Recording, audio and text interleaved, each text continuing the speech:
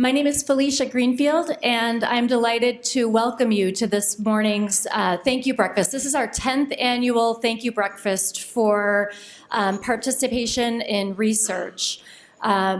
We get together like this once a year to show our appreciation for your partnership, because without you, or without research, there could be no cure for Alzheimer's disease, and without you, there would be no research. So here we are today to show our appreciation and our gratitude for all you do in partnering with us. Before we begin the program, I just want to acknowledge a few key people. We have Artis Senior Living from Huntington Valley. Betsy Zambodi is here with us today. This breakfast is sponsored in part by Artis, and you'll be hearing from Betsy in just a few minutes. I also want to thank the talented Rimbo Wong from the Curtis Institute and Deirdre McFarlane, who is one of my MSW interns, for providing the beautiful music that you heard this morning. In just a minute, we're going to have some presentations from center leaders, faculty, and staff. But first, I just want to acknowledge our dedicated staff who are here with us this morning. I'm going to call your name and just ask you to stand up and say hello. We have Jason Carlowisch with us today, and Dave Wolk, the co-directors of the Penn Memory Center. Dawn Mechanic Hamilton. Kathy Trojanowski. Tigus Tylo. Allison Lynn. Laura Saad. David Ney, Kristen Harkins, Joe Harrison, Martha Combs, Nayoung Kim, Lauren Terrell, Grace Stockbauer. We have Janice Bonsu, Erin Plania. We have Deirdre and Rimbo with us, Lauren Tempesta. And last but not least, let's give a big round of applause to Terry Casey, who really is responsible for pulling off this morning's breakfast.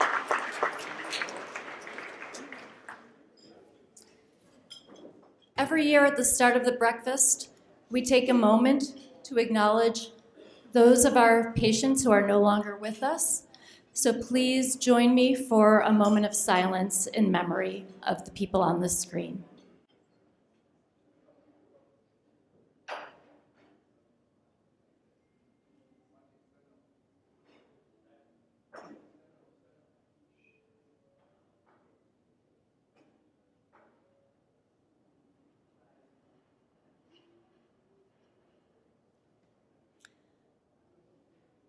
Thank you. And we're going to begin with a word from our corporate sponsor, Artis Senior Living. Betsy Zambodi.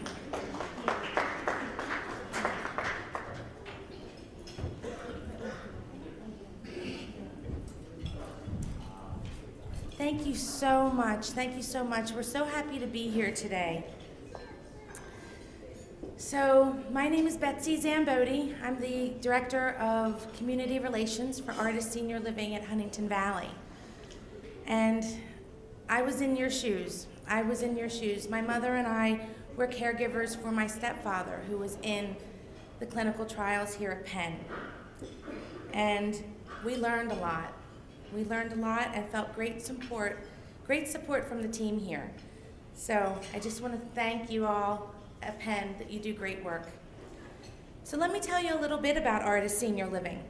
Artis is dedicated to dignified personal care for those with memory impairment. We work really hard every day to make sure our residents have success in their daily lives. By understanding their likes and dislikes and getting to know them really well, we can plan their day and match their care to their needs, match our care to their needs. We match our care to their needs, and we do it on an emotional level as well, because their brains may be broken, but their heart is not, and we tap into that on a daily basis, all of us. So we partner with our residents, our families, our team, and the community to care for our residents, and we educate the community with events to keep you informed about current research. We have a wonderful support group hosted by a geriatric care manager. And social events, we also do a memory cafe, and we have information at our table in the back about that. So in closing, I just want to thank Penn Memory for the research that you're doing. It's so appreciated, it's so important. This disease can take so much away, but every day at Artis, we work to bring so much back to our residents through our philosophy, life enrichment, exercise, fabulous meals. Come and try them, they're wonderful. Music, baking, conversation, and so much more. We take care of each other like a family at Artis. So please stop by our table, say hello, let us have your email addresses, we can keep in touch with you. And we promise we won't send too many emails. So have a great morning. Thank you so much.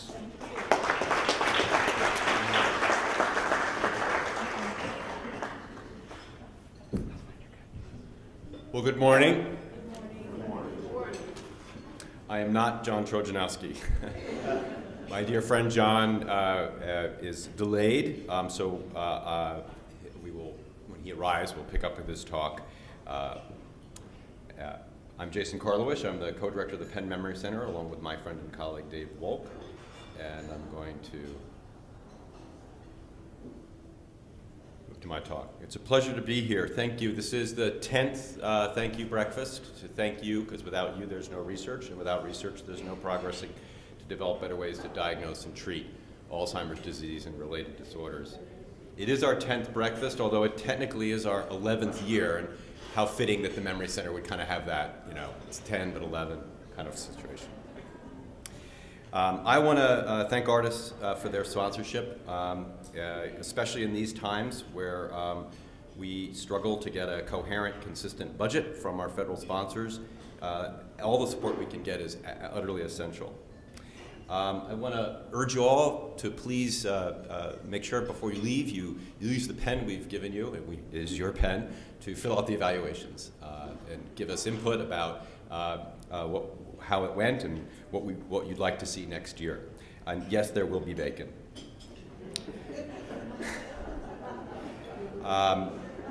We moved this breakfast to the spring, and we're open to suggestions about what spring versus fall. But that's why we're meeting now. We wanted to try a different time of year. And finally, I too want to thank my dear colleague, Terry Casey, for organizing this event. Terry is our director for communications, and I was thrilled when we took him on. Terry has a background in journalism. He edited the Penn State daily newspaper, for example, and I said, that's exactly the skill set I need. So I want to talk to you a bit about work we've been doing over the last year and looking forward with an eye to focusing on the way we're transforming what we talk about when we talk about Alzheimer's disease, namely the way we define the disease and the way we think about what it will mean to have the disease. So some of you in this room I've met are participants in this study, which we are one of about among 80 other sites. This is the anti-amyloid and asymptomatic Alzheimer's trial. I'm the site PI for this trial, and I also one of the investigators who helped design the whole trial. In particular, together with my colleagues here at Penn,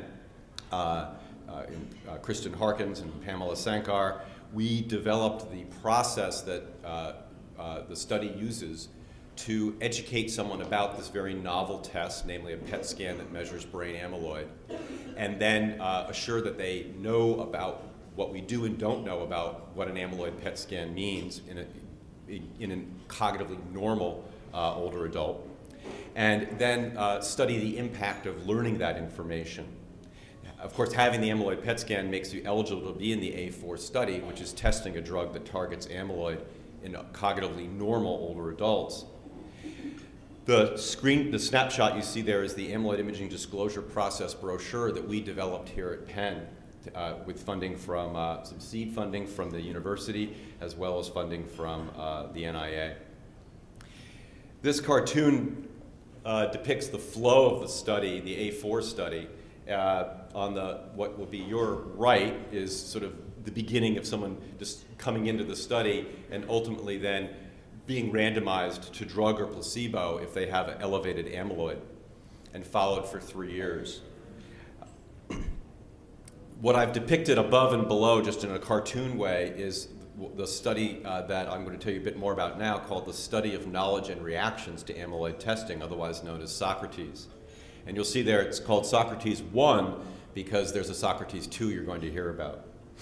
And Socrates 1 is based here at Penn, but we recruit people from 10 A4 sites across the nation. We recruit people to be interviewed about 3 months after they learn their PET scan result, and then go back a year later and re-interview them.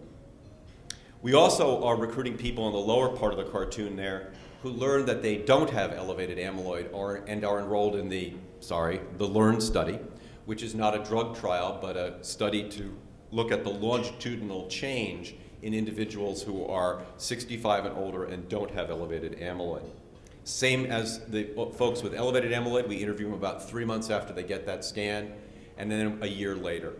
So we are in the midst now of almost finishing all of those interviews and starting to analyze the data, and I want to show you some upfront results.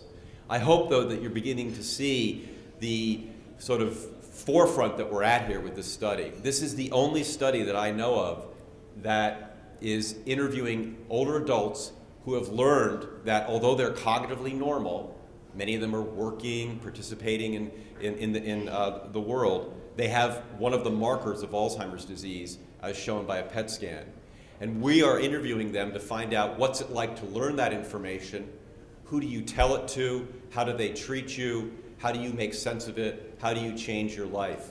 And of course we had that comparison group of individuals who learned that they don't have elevated amyloid.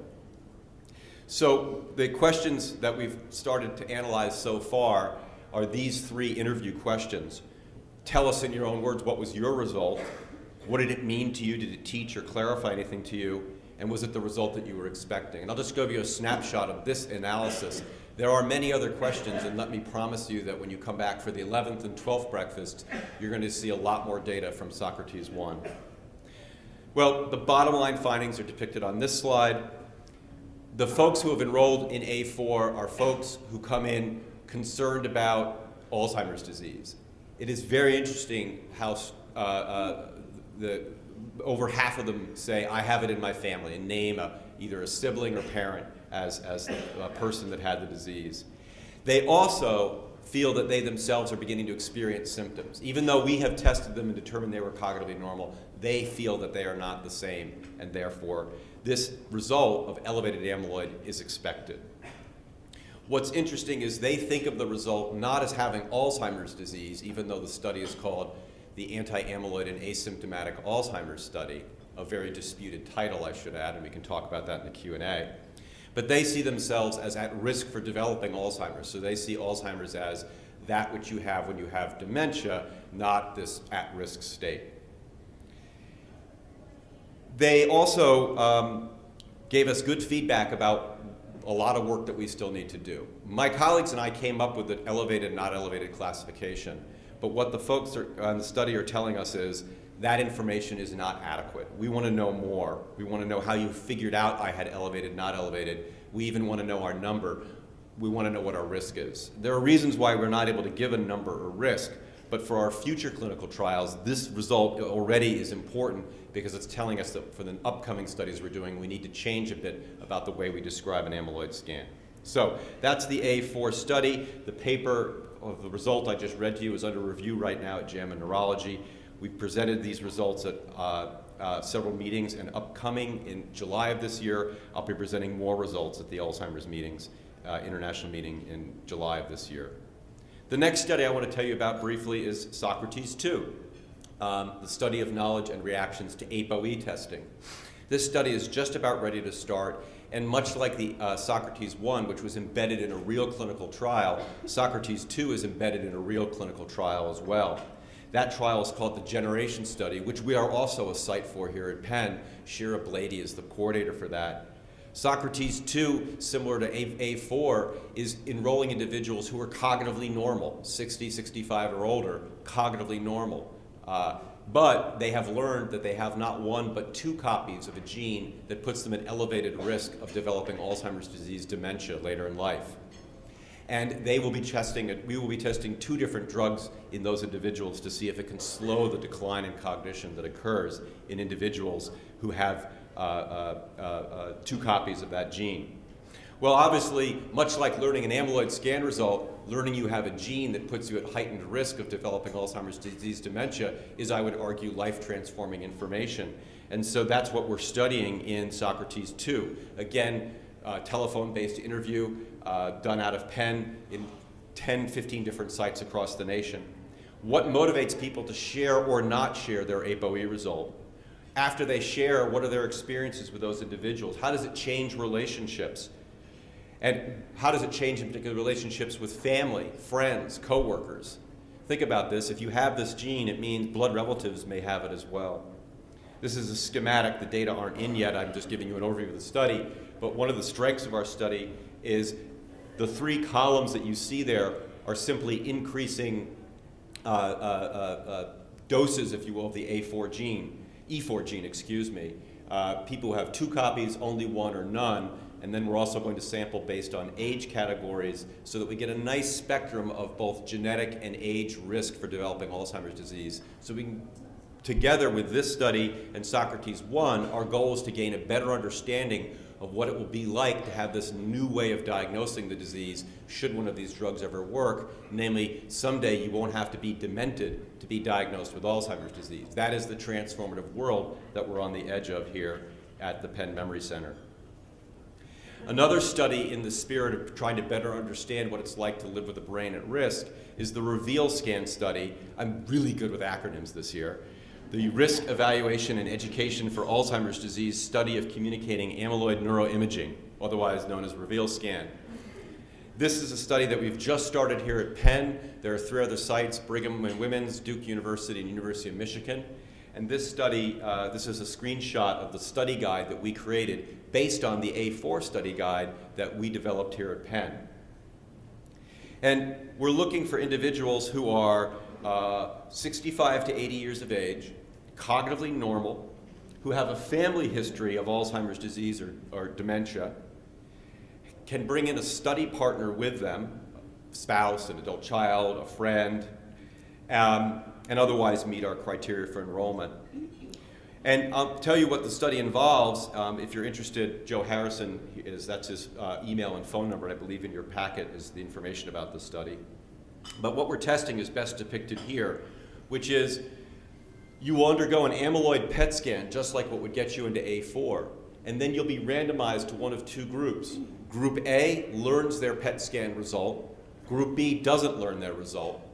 And we study you over 6 months to learn about how, after you've learned your result, elevated or not elevated, or haven't learned it at all, what kind of behaviors do you engage in? How does it change the way you think about your memory and thinking skills? If you're in Group B that doesn't learn your result, you have the option at the end of the study to learn your result of your PET scan. This study, using a randomized controlled design, will give us good, valid data to help better understand the impact of learning information about your brain on your mind. I'd like to wrap up with some work we're doing to help raise awareness, educate, and empower the community. I lead the center's outreach and recruitment corps. I also lead the CDC-funded Healthy Brain Research Network Center. And our mission is to educate and empower the community about Alzheimer's disease, cognitive health, and brain aging. And the work I'm going to show you now is the results of a study we did to develop messages, public service announcements, more simply put, ads, to motivate a very important group to take on a very important behavior. Adult children to bring in a parent-in-law who has cognitive problems and needs an evaluation. And the sample ads that we developed using together with colleagues at the Annenberg School are 2 examples right here. Together make a visit, together make a plan. You might think your mother doesn't want you to visit a memory doctor with her, but she needs you there. So, and there's the photo, and below the tagline, call the Penn Memory Center. So Simply put, the majority of older adults in America, particularly women, do not have a spouse or partner. They have perhaps an adult child or child-in-law, and it's that person who now has to step in if they're noticing troubles with that older adult's memory and bring them to a memory doctor. Unfortunately, that behavior is not widely adopted, and the goal of these ads is to try to motivate that important group to take on that important behavior. Our goal soon is to roll these out throughout the Healthy Brain Research Network, and at Penn we're going to roll them out, we hope, within a year or so to bring people into the geriatric medicine practice at Ralston House. Here's another example, by the way, of the ads. There is something you can do. Going with your mother to a memory doctor means you get answers to all your questions she may forget. I had to show this one because you won't realize it, but the memory doctor there on the right side, that's Terry Casey, actually. And he's wearing my coat. Further efforts to educate and empower the community. I've been blogging for Forbes.com, focusing on aging and Alzheimer's disease, and all but one of the pieces actually has been about Alzheimer's. One was about hearing aids and the disaster of known as the hearing aid industry in America. Here's just 3 sample pieces that have been up there. I have found this very rewarding as a means to get out to the wide world beyond peer-reviewed publications and the sort of micro world of the Alzheimer's centers to talk about the ways we try to live with and make sense of this disease. And I'll wrap up with 2 other efforts. I encourage you all to visit this website, wealthcare.org. We have had a very productive, growing set of collaborations and engagements with the financial services industry, both banks and investment houses, to help them recognize that they are on the forefront of screening for cognitive impairment in America. One of the first signs of cognitive problems is difficulties managing finances and or being a victim of a scam, abuse, or exploitation. And the firms are beginning to recognize that no longer can they passively sit and deal with this as a risk management issue, but some even see that as an obligation they have for their clients. They see it as good business, some of them, because the majority of private wealth in America is held by individuals who are 65 and older. And so this website was created to sort of aggregate the various writings that we've done on this topic. I'm happy to report that coming up in the fall, there'll be a meeting at the Federal Reserve in Philadelphia here to discuss this topic. And later this week, I'll be talking with a firm who is interested in creating educational materials for their staff. So this is a growing area of opportunity. I was tickled to see a few weeks ago in The Economist magazine, they did a story on aging and financial health and quoted me talking about the wealth care concept. So we see this as a big, important growth area. Back home, here at the Penn Memory Center, I just wanted to conclude with our efforts very successful efforts to engage our community here. Pictured in the front there, in I guess we'll call that yellow, in black dress is Tigus Tylo, our Director for Diversity and Research and Education. And this is the meeting we had just this week of our Community Advisory Board. It was a pleasure to report to them the progress we've made and to get their input on the steps we're taking going forward to engage the community around us here in West Philadelphia to improve access to care and research. Those are the balance of my remarks. I'll be here obviously for the question and answer and thereafter. Next up, I'd like to introduce my dear friend and colleague, David Wolk, the co-director of the Penn Memory Center.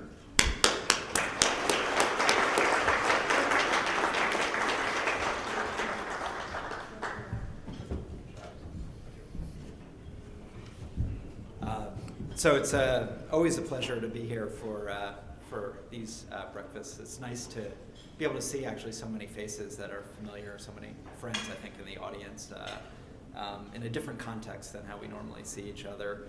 And this part of why we do this is to thank you all, actually, for your participation, for your support. The only way we're ever going to cure or treat Alzheimer's disease is to have people participate in research studies, be they taking a medicine for, you can't hear? Is that better? Can you hear better? Sorry about that. So I was just saying that part of why we do this breakfast is to thank you all for participating in research studies here, because our only way that we'll ever succeed in treating this disease and slowing down this disease is to actually study people who have symptoms or even people who don't have symptoms to better understand how this disease progresses and also how it responds to various medicines that we're trying. And what I'm going to talk about today actually are two of the trials that we're currently doing and place them a little bit in the context of some news stories of trials that have failed and what that means for the trials that we're currently doing. And then I'll talk a bit about the Knack study, which I think plays nicely into some of the work that Jason was just talking about with regard to trying to better understand the interface of normal aging and that transition into very early pathologic aging or Alzheimer's disease. So one of the studies that we're doing here, we're keeping the theme of acronyms, is a study called the Epoch Study, which is a study that's sponsored by Merck. We were one of the sites for this study. And it is to treat people with mild to moderate Alzheimer's disease with a drug that is very hard to pronounce, so I'm not even going to try, Verubistat, I guess I did try, which is a beta secretase inhibitor. And so this drug actually inhibits an enzyme that is involved, or a molecule that's involved in breaking down the amyloid precursor protein and produces the bad kind of amyloid in the brain. And so the goal of the study is to give a drug to block that enzyme so not as much of this amyloid is produced in the brain, the bad kind of amyloid that forms the plaques in the disease. And as many of you may have heard, not that the circus is on at 8 p.m., but that this trial was halted because of, or stopped really, because it didn't show evidence of efficacy. And it was stopped before the actual end of the study through an interim analysis. And basically, what happens in clinical trials is oftentimes, as the trial is going on, the data is analyzed at multiple time points. The investigators are all blinded to that. And one can statistically determine the likelihood of a positive or a negative outcome. And what they found in this study was essentially there was no chance that the study would be positive after about 2 years of longitudinal study in patients receiving the drug. And so the study was stopped. One important point was it wasn't stopped because of safety. So there was actually very little worry about the drug safety. The drug was felt to be safe but not effective. And I should just note that another thing they announced, because this just happened a couple months ago, is that they're going to report more of this data out in the next few months. So, for example, this summer is the big Alzheimer's meeting. We expect to hear more about the trial and why it failed. And I think some people in this room may have participated in this trial, and then some people also may be participating in another trial called the Apex Study. And so what's that? That's another, again, sort of bad acronym, beta amyloid production and effects on cognition study. And what is this study looking at? It's looking at the same drug. So it's also this BACE inhibitor.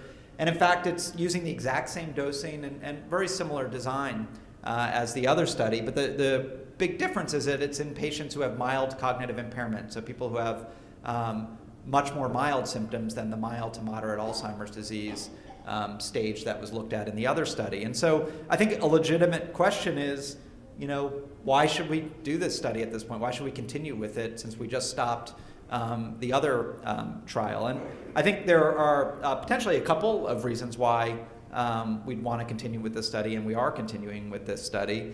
One is that it's a different population. So these are patients with what we would call prodromal Alzheimer's disease, or at the mild cognitive impairment stage.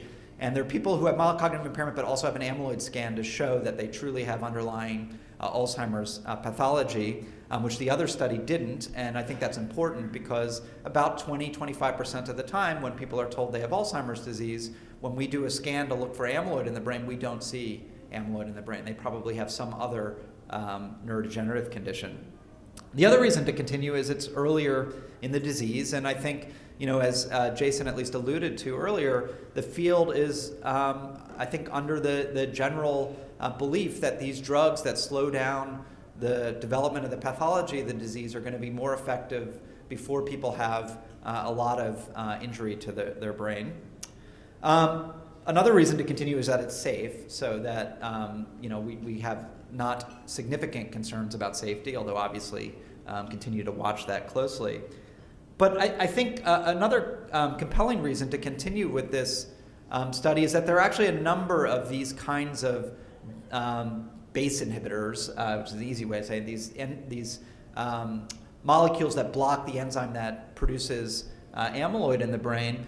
And I think we need to know whether we can use these to treat people at a symptomatic stage. I mean, there is this push to move towards people who don't have symptoms yet, but obviously we don't want to neglect people who do have symptoms. And I think we need to know, whether these drugs work in symptomatic patients. And so this trial will, I think, have a very important influence on where this kind of class of medicines are tried again in the future.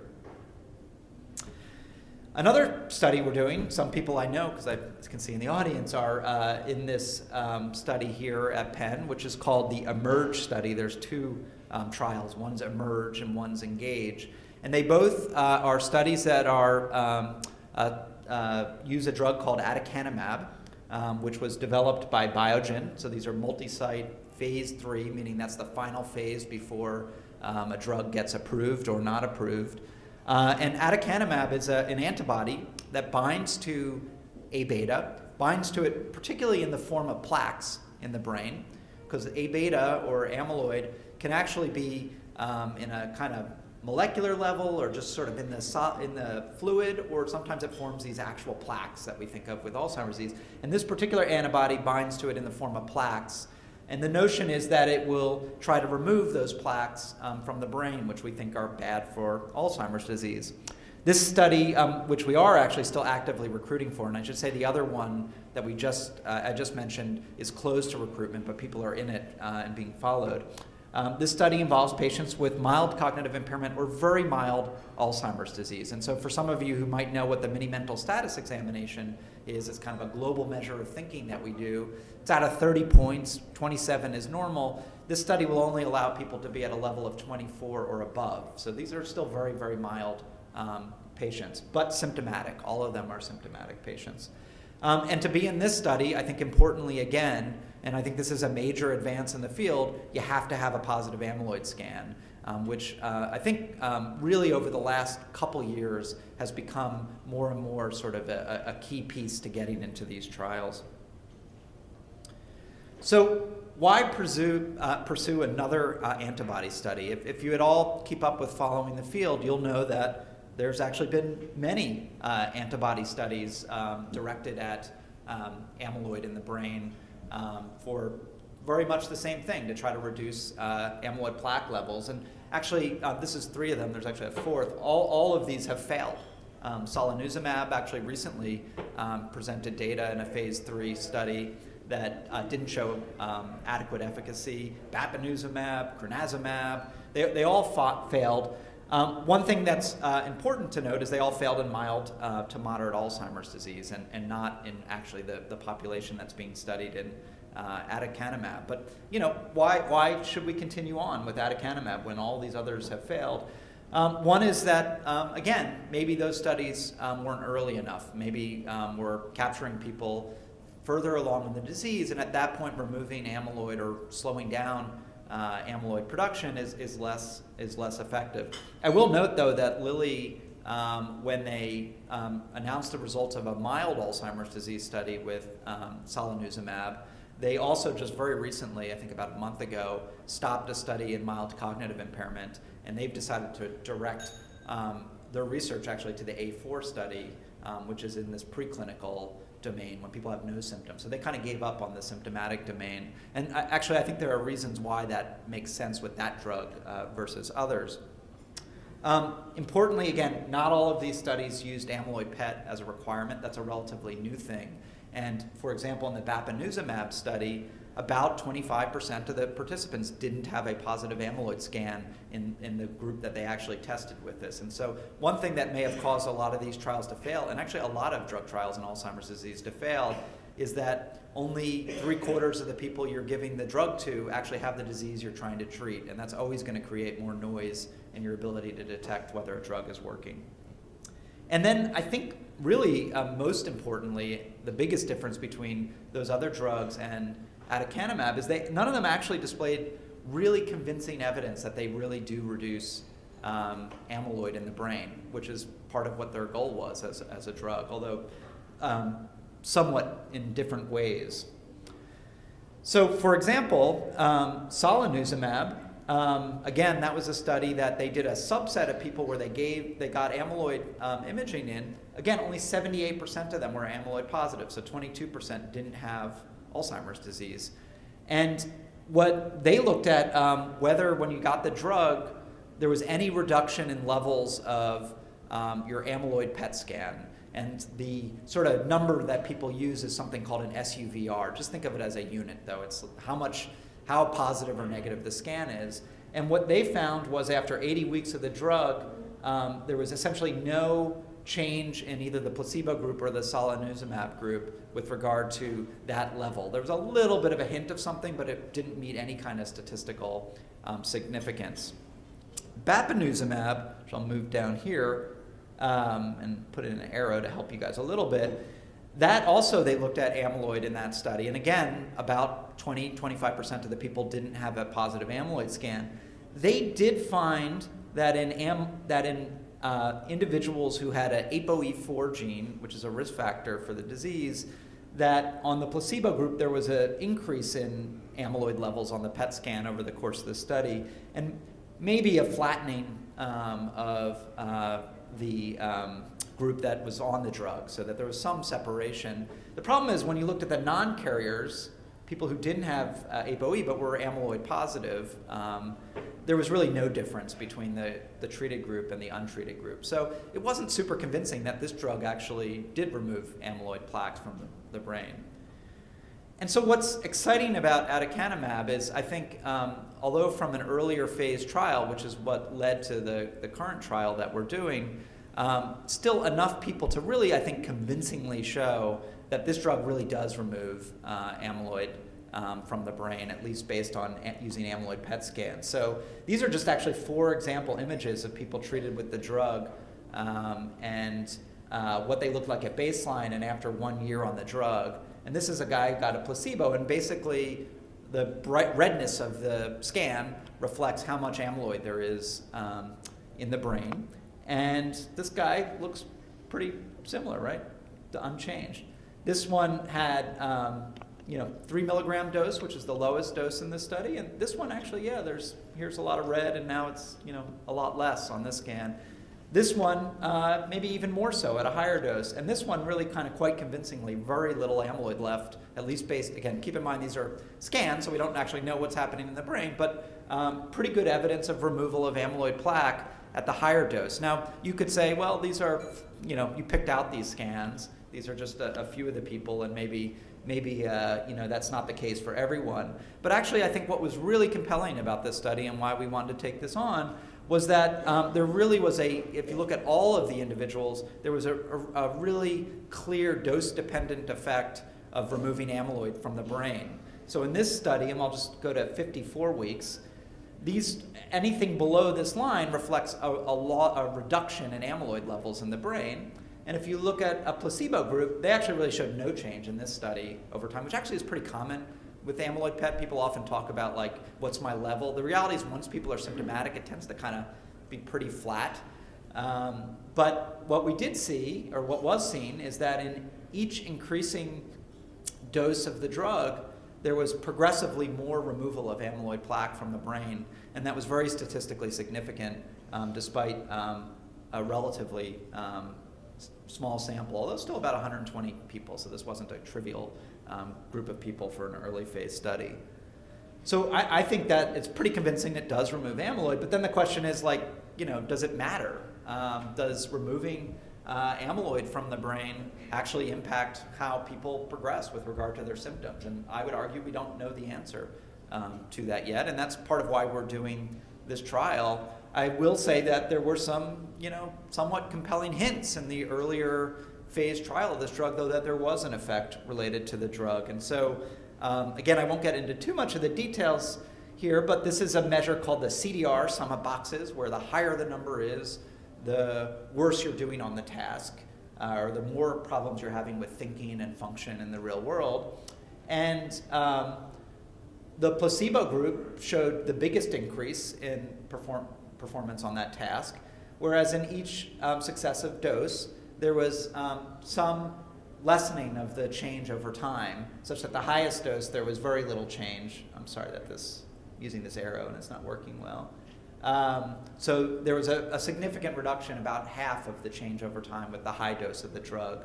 Mini-mental status examination was another thing they measured, and in this case, that gets worse over time. So the yellow group, the placebo group, did worse than any of the other groups. There wasn't quite this dose-dependent effect, but I think the thing to look at is that in every case, all of the drug effects were better than the placebo group. So, some interesting data. But then I think what is particularly compelling about this study is that these effects seem to occur in the people who amyloid was removed in their brain. So they broke down the group into I'm sorry about the arrow. Do we have a laser pointer? I guess we don't. They broke the groups into those who showed an amyloid response, who had reduction of amyloid, and those that didn't.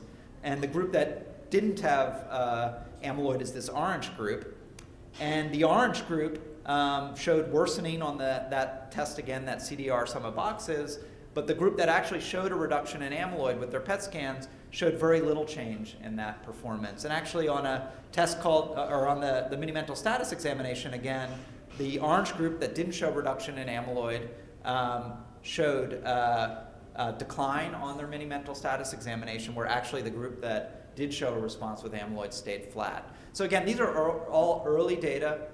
We've been wrong before about drugs in Alzheimer's disease in terms of what ultimately they show. I mean, we've had a number of failed trials, but I would say the early phase data for this study are pretty compelling, and that's why we continue to be actively trying to recruit people into that study.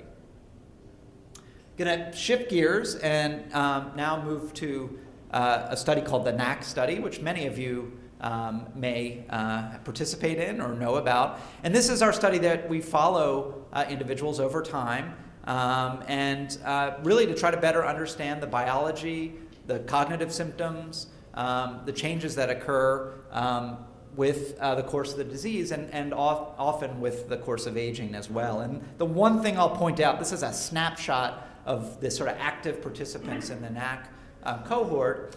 And there are about 400 of them. But the thing I wanted to point out was when you look under diagnoses, now more than half of our participants are cognitively normal and less have mild cognitive impairment and Alzheimer's disease. I would argue we want to get the mild cognitive impairment and Alzheimer's disease numbers up a little bit more than where they are currently. But the reality is this reflects the shift in the field. We, 5 years ago, would have been about a quarter of the people were cognitively normal, and 75% would have more symptomatic disease. And given this push to try to diagnose the disease earlier and to try to intervene at a prevention phase, as Jason was talking about earlier, we need to study better what happens to people in the transition from normal aging to very early Alzheimer's disease. And so that's why we've been very aggressive about trying to increase our number of cognitively normal adults. One of the things that wasn't talked about earlier, though, is there's a lot of challenges in doing trials, testing drugs in preclinical Alzheimer's disease. And even at these very early symptomatic stages, it's very difficult. One is it's not clear what to measure to see if a drug is working when people have minimal or no symptoms. Like, what do you look at when you're normal? We gave you a drug, you're still normal, okay. And are there subtle things that we can find to better understand whether someone's responding to a drug? Another thing that I think is very much in play is that it's not clear who will develop clinical Alzheimer's disease even when someone has an amyloid scan is normal. We know a lot of cognitively normal older adults who've passed away and we do autopsies on have evidence of Alzheimer's disease in their brain, and they never developed the symptoms of the disease. Well, we don't know. Is that just because they didn't live long enough and they would have developed the symptoms later on? Or do some people develop them and others don't? And so that's a real challenge for us to do a study. And actually, these are early days. We've only had the first human studies that were published for amyloid imaging were in 2004 with a tracer called Pittsburgh compound B. And so we haven't been scanning cognitively normal older adults and following them long enough to know how people come out. And in the studies that have come out, looking at people over 5 to 10 years, anywhere from 10 to 50% of those individuals develop more significant symptoms in that time frame. And so that's going to make it hard to do a trial over a reasonable period of time, a couple years, 3 years, if there's such variability in who's actually going to develop symptoms or not. So how do you know if the drug prevented people from developing symptoms? Another, I think, important point is it's expensive to get amyloid scans. And so we're very interested in trying to develop measures, screening measures, either using other cheaper imaging methods or even just cognitive testing measures that better tell us who's likely to have a positive amyloid scan. This is data that shows that people who do have an amyloid scan that's positive and are cognitively normal do show some change in their thinking over time. So it's certainly not ideal to have amyloid in your brain if you're cognitively normal, but the effects are pretty subtle. So this is an amyloid positive controls versus amyloid negative on a memory measure, and yeah, there's a difference here over time. And this is using actually a composite measure of several different standard cognitive measures that are used, and this is actually the outcome measure one of the outcome measures that's being used in A4. And the blue group are the group that is amyloid negative, and the red group is a group that's amyloid positive. And the bottom line is, while, yeah, there's some difference there, it's very hard to see that difference. These are very small effects, and you have to study large populations of people to see if a drug is going to change that trajectory. And part of the reason why it's so hard to study is because age itself is associated with some degree of memory and thinking problems. So this is always a heartwarming slide to see, but this is your age on brain, or your brain on age. Basically, starting in around your 30s, there's decline in a number of different areas of thinking, including memory retrieval, speed of processing. On the other hand, there are things that get a little better, like vocabulary, wisdom, problem solving on some levels get better, but there are definitely areas with aging that get affected, and those are areas that might be affected also with Alzheimer's disease. So there's a lot of noise, and we need to be better at sort of differentiating very early Alzheimer's disease from normal aging. With imaging, it's a problem as well. So one of the best markers that we've ever used for following people with Alzheimer's disease is to measure the part of the brain involved in memory called the hippocampus. And we can actually measure that on an MRI scan and use very fancy methods to kind of segment it using computer algorithms, and we can then measure the volume of that, and it gets smaller over time in people with Alzheimer's disease. However, when we're talking early in the disease, this is a picture of where tangles are in the brain, which is where there's sort of shrinkage of different parts of the brain. It doesn't affect the whole hippocampus. In fact, actually, it affects an area kind of lateral to the hippocampus called the perirhinal and entorhinal cortex. And then even when it affects the hippocampus, it only affects kind of part of it. And so if we're measuring the whole hippocampus, we're going to miss subtle changes in sort of little subregions of that. So we need better measures to detect these things. And so this is just some work that we've been doing, trying to measure in a much more granular way these early areas that are affected. And just to give you some sense, we can see in this part of the brain, this is that perirhinal cortex I mentioned, thinning of the brain in people who have mild cognitive impairment. That's very sensitive. We then used those measures and actually looked at a large cohort of individuals as part of the Alzheimer's Disease Neuroimaging Initiative, and using one of those early areas that we can now measure with more finely detailed MRI, we can actually see that the blue group is cognitively normal older adults that are amyloid negative, that we're able to see in cognitively normal older adults that are amyloid positive in green, some change in this very early area of Alzheimer's disease, and then even into early MCI, late MCI, and Alzheimer's disease, where some of our more traditional measures, like a hippocampal volume measure, we can't see those changes in the early disease. So we're really working to try to better view or be able to measure these very subtle changes, and it's a challenge in terms of our technology. We also are now starting to look at tau PET imaging. So we talked about amyloid imaging, but we can now measure tangles in the brain with PET imaging.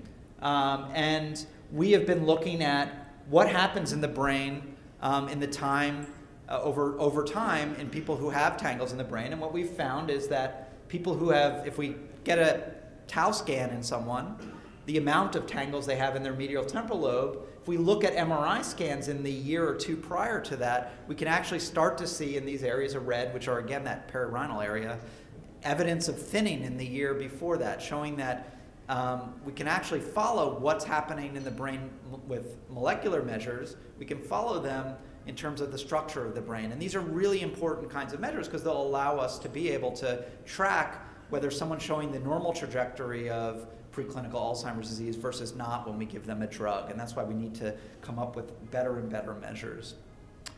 So with all of that in mind and that as a prelude, we have really tried to organize our Knack cohort now in sort of Knack 2.0, if you will, to really try to better capture the kinds of measurements we need to move the field forward.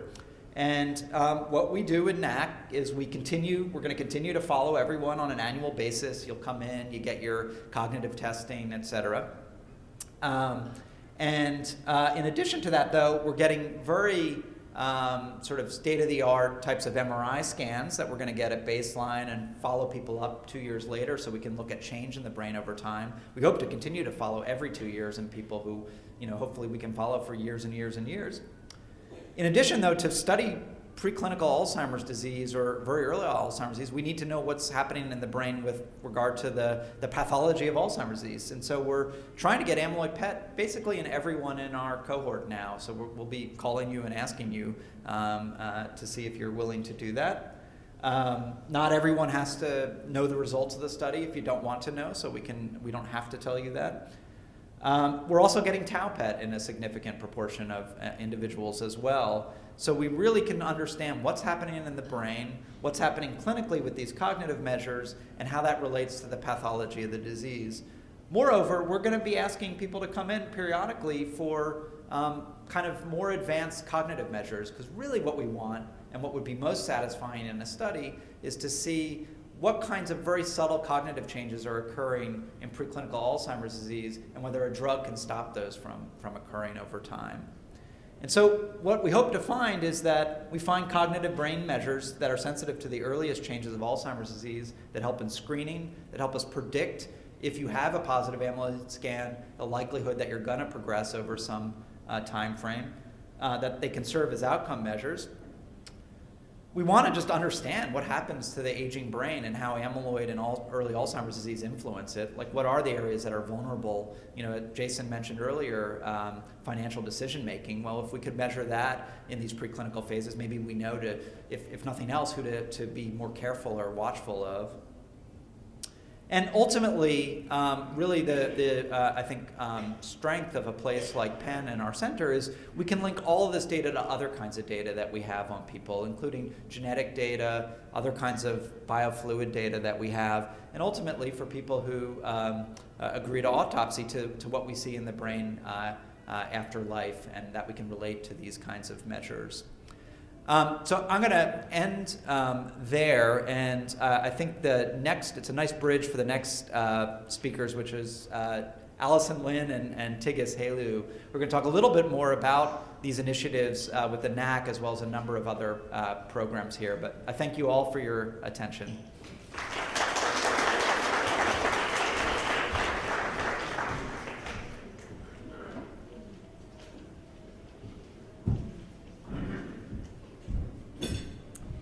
Good morning, everyone. I will be brief because Dr. Wolk just went over a lot of Knack, but I wanted to introduce myself first. Some of you may know me in my capacity as a social worker at the Penn Memory Center. But recently we've had some staffing changes, and I have started coordinating and recruiting for Knack along with a team of colleagues that I'll introduce shortly.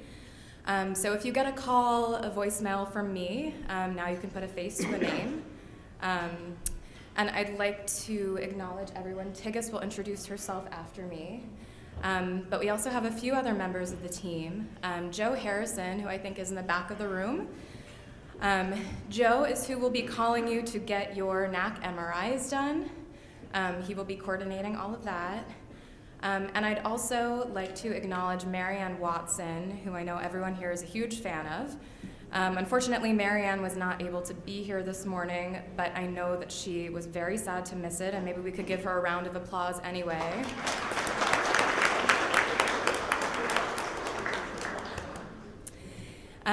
And the last member of our team that you might get a call from, her name is Caroline. She's one of our student workers. You probably have her voice on your voicemail right now confirming your appointment. So if you get a call from Caroline, they're connected to Knack as well. So I don't want to be redundant, but I do want to stress the importance, as Dr. Wolk mentioned, of participating in these extra measures in Knack. It's fantastic that we have such a huge cohort participating in this study. It's the largest and longest running brain health study in America, so it's really exciting to be a part of it.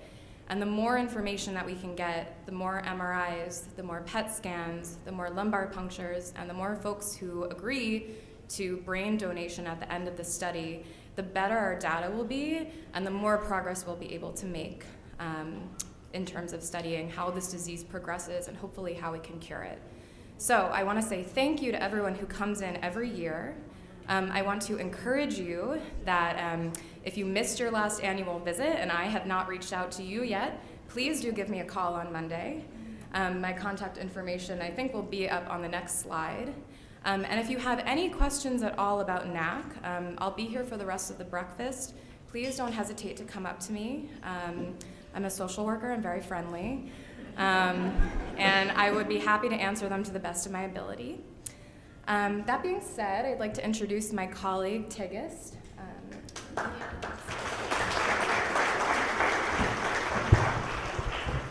Thank you, Allison. Good morning, everyone. My name is Tigus Tylo, and I'm the Director for Diversity and Research and Education. And in that role, I work to make sure that our research cohort is diverse and that we are with a particular focus on African Americans. And we placed our minority outreach efforts on the African American community mainly because of two reasons. One being that we want to better reflect the ethnic and also the racial demographic of the community in which Penn resides. And secondly, African Americans are affected by Alzheimer's disease when compared to other population. However, when you look at NIH-supported and industry-supported Alzheimer's disease trials, greater than 90% of the participants are non-Latino whites. So increasing African American participation in Alzheimer's disease research is critical because we have little information about how the disease is affecting that population. And in order to increase research participation among older African Americans, we have three goals. One is to increase awareness. I go out into the community educating the African American population about the difference between Alzheimer's disease and dementia, healthy brain aging, and also the importance of participating in research.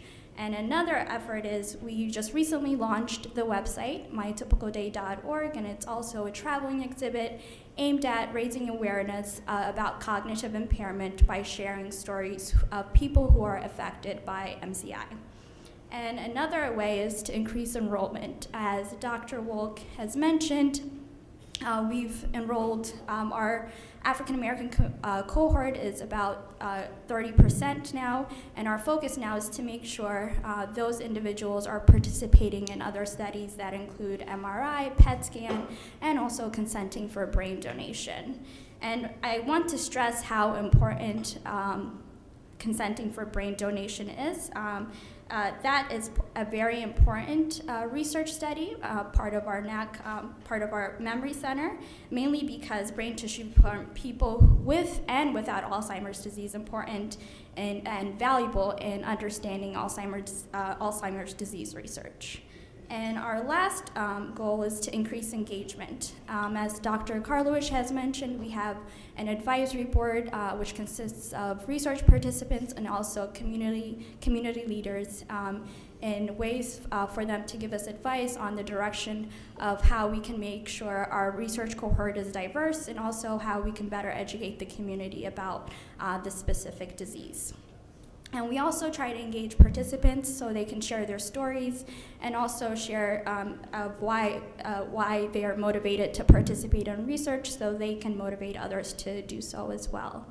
And we also try to encourage students from diverse backgrounds and training levels to gain experience in aging research. We've trained undergraduates, graduate level students, and also medical level students to expose them to careers in Alzheimer's disease research. And recently we created a minority scholars program in aging research for underrepresented medical and doctoral level students interested in the type of work that we do here at the Penn Memory Center.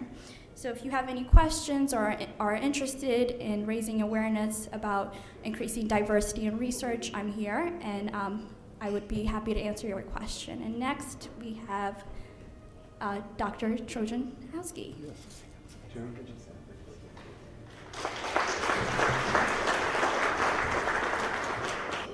Well, thank you very much, and I just had a disorienting moment this morning. I set my alarm on PM instead of AM, and woke up suddenly and said, oh my God, it's the wrong time. So I'm sorry, so I had a disorienting moment this morning when I realized I'd set my alarm on PM instead of AM, and so I woke up suddenly without the alarm, obviously, and realized I should be here. I am here a little out of schedule, and I am John Trojanowski, the director of our Alzheimer's Center, which is closely allied and tied to the Penn Memory Center, and has been so for 25 years. So you all know that we just did a competing renewal. We had to tell reviewers what we'd accomplished in the last 5-year period, and convince them that what we plan to do going forward was important enough for you all and the Alzheimer community to continue our program, and we did exceptionally well in our 26th year and on our way through this funding cycle. This slide shows part of what we do and why we do it. Alzheimer's disease, as you can see in the upper left, I'm sorry I don't have a pointer, is one of the top leading causes of death in the United States. You can see a patient portrayal in the lower right. It's a relentlessly progressive dementia that is that culminates in the images that you see in the lower right. Despite amazing progress over the last 25 years and a great understanding of mechanisms of disease, we have not been able to see a disease-modifying clinical trial succeed.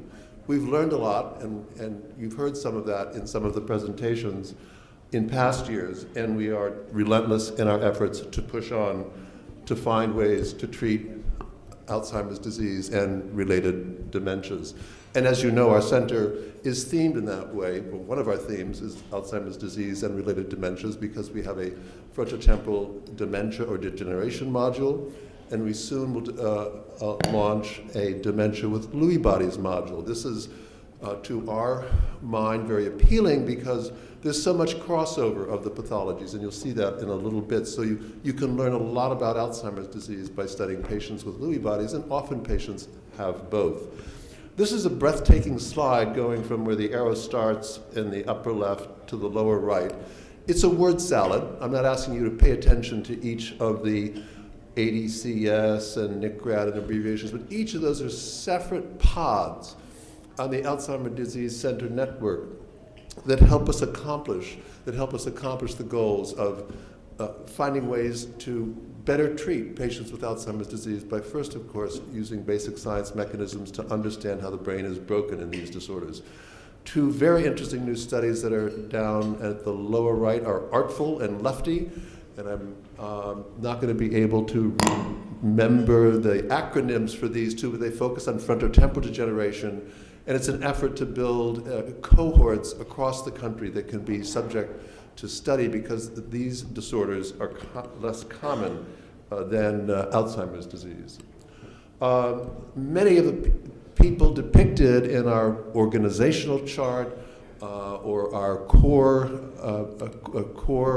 array should be familiar to you. So these are the various cores. I won't go into them, but these are where activities take place that converge on basic translational research, patient care, and finding ways to treat Alzheimer's disease.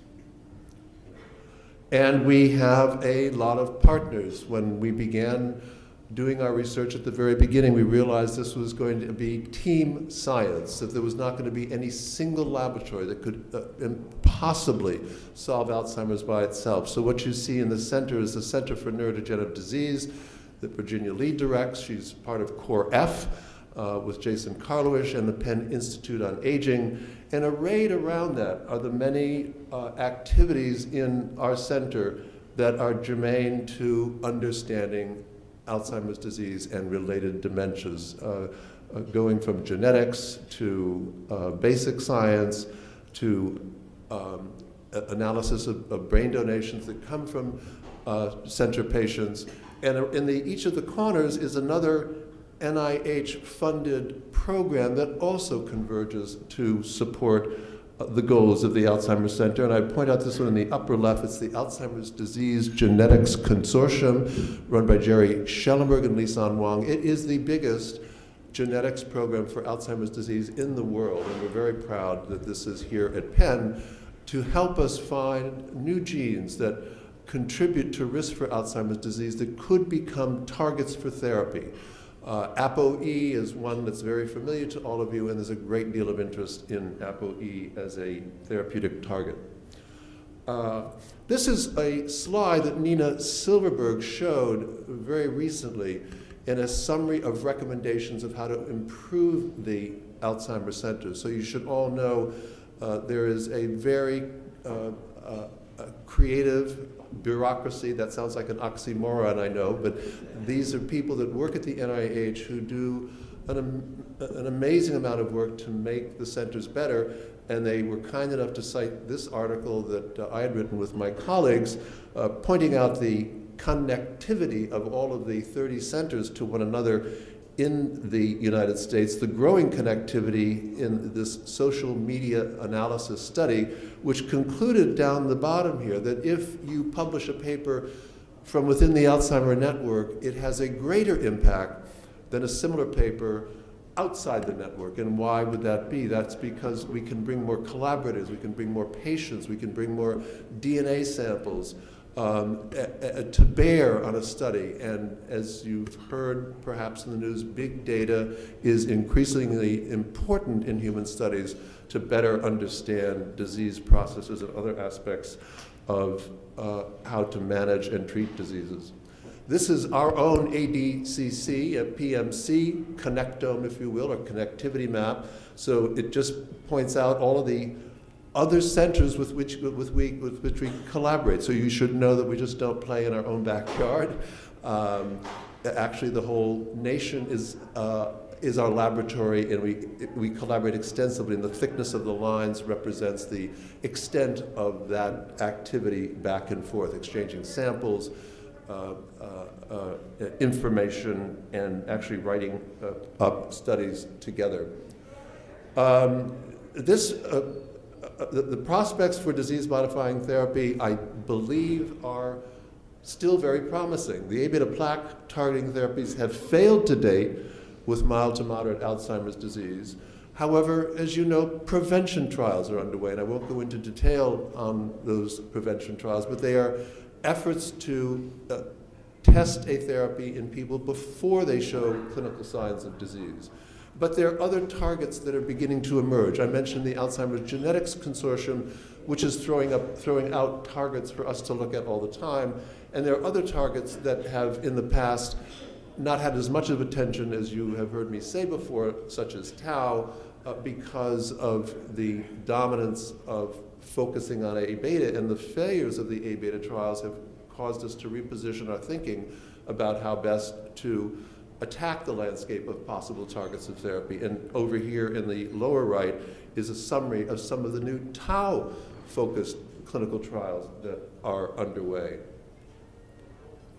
However, a serious challenge for developing effective Alzheimer therapies must still be addressed, because Alzheimer's disease is a complex disorder with several underlying pathologies. You know plaques, you know tangles, but this is a summary of the co-occurring pathologies in our very own brain bank. So these are patients' brains that have been donated as a result of our 25-year program.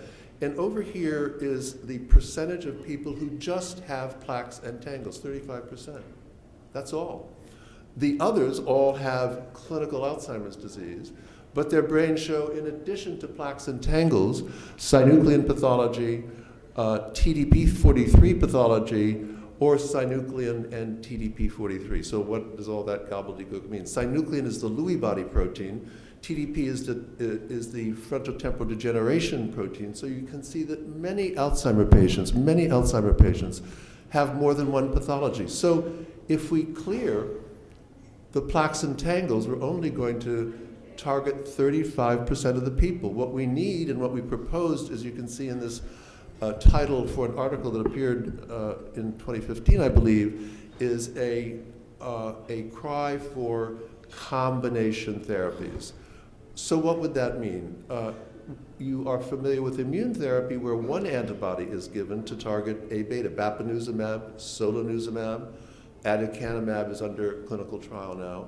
So what if you put an antibody in the same solution that targeted tau, and another antibody that targeted TDP43, and another one that targeted synuclein? Would you then be able, even in the absence of knowing who has all of these pathologies, be able to have greater efficacy? That is a brand new thought, a brand new idea, but one that is gaining traction. And at that, I will stop, because now you're going to hear a lot more about prevention trials. Thank you very much.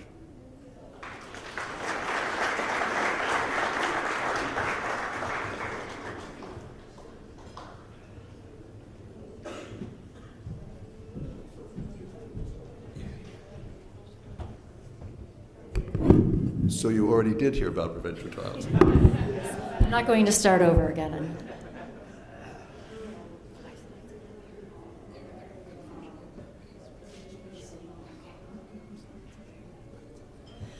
Okay, so hi again.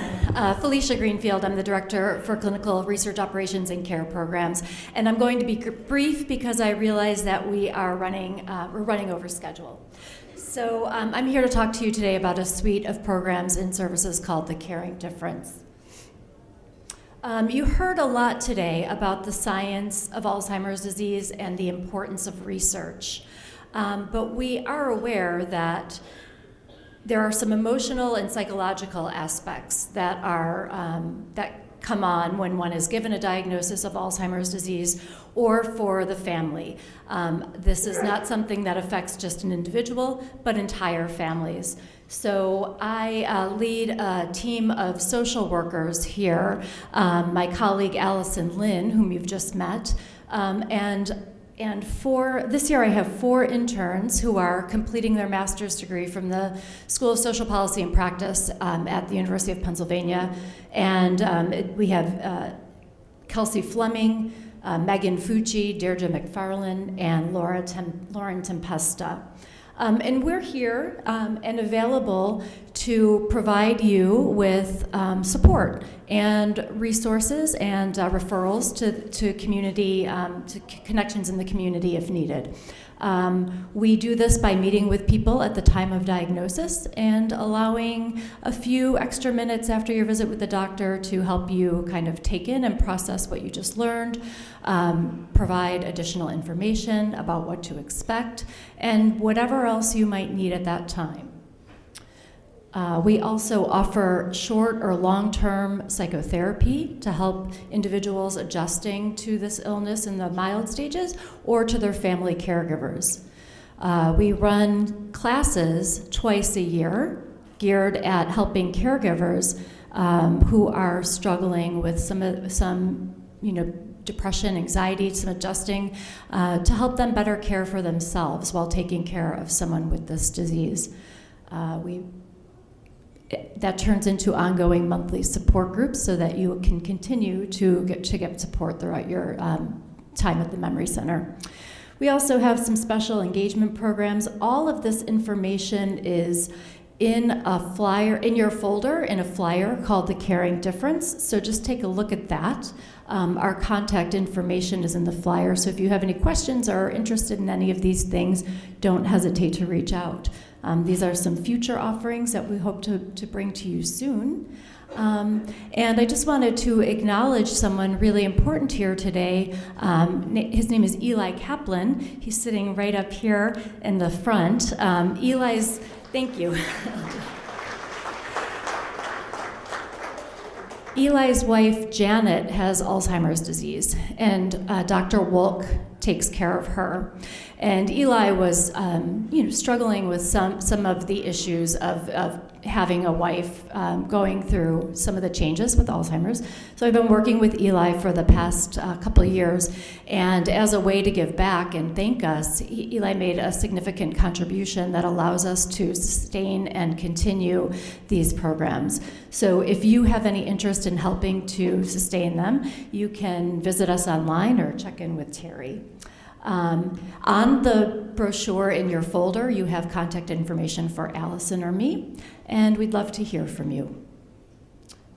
That concludes my presentation, and I'd like to introduce my colleague, Dawn Mechanic-Hamilton.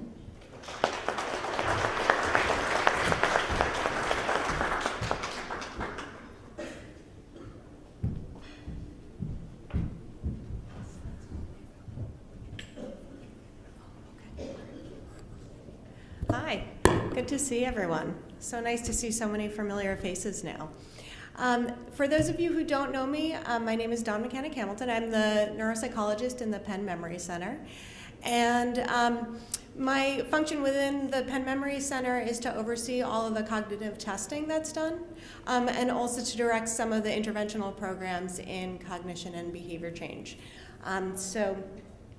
Today I wanted to talk to you just a little bit about the testing that we do.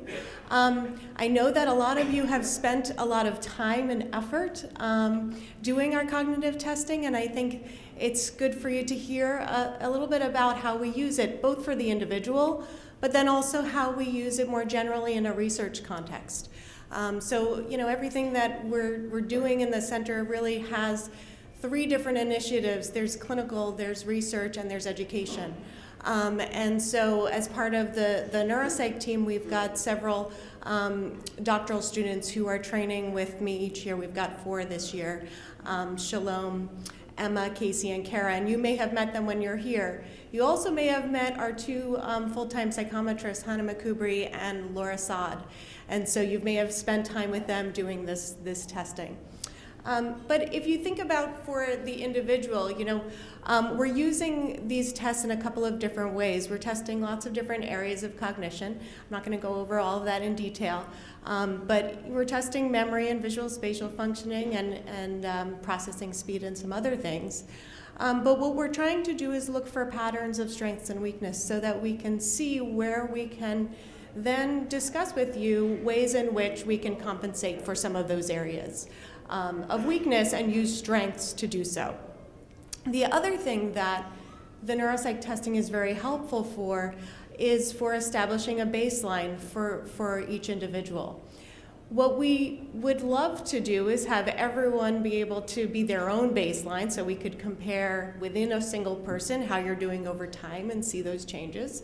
We can't always do that. So the other way in which the data that we collect as part of the Knack cognitive testing every year and other cognitive testing that you do is that it helps us to establish what it is to score in a normal range for someone who's 60 or 70 or 80, who's male or female or has a certain education background. So when we take all that data together, it helps us to do that. So that if you come in and you haven't had testing before, we can try to get a better sense of what is normal and what's impaired in each person's profile. And I want to give you one example of the way in which we've used some of that data that we collect. So in order for it to be clinically meaningful, we want to see how people are performing with different levels of impairment. One of the tests that many of you may have experienced is our Sniff and Sticks test. Has anyone had a marker waved in front of them and you had to decide what it smelled like? Yeah, so that's usually a test that people remember. It comes kind of at the end of the battery. So David Rolfe, who's one of our collaborators a couple of years ago, started to put together some of the data that we've collected over time using that test. And what he has shown is that, and this wasn't that unexpected, but if you can see in green, those who are healthy older adults do better. Those with mild cognitive impairment do a little bit worse on that test, and those with Alzheimer's disease do worse. But the other thing that he was able to show is by using that test plus a short cognitive screening, you could really improve the diagnostic accuracy. And when you're coming to a center like the Penn Memory Center, we're doing lots of different tests, and the batteries and the evaluation is pretty broad.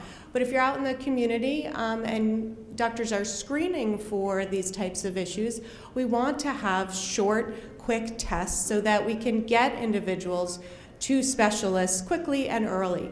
And so this type of test could be used with other cognitive screening to increase that diagnostic accuracy.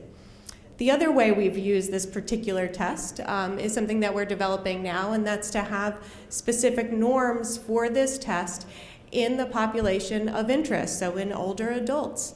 Those norms aren't out there, so we're developing them now with some doctoral students that are training with me this year, so that someone in California who goes in and takes this test can be compared to a group that's the same age and get a good sense of whether or not they're doing okay on it or they're impaired.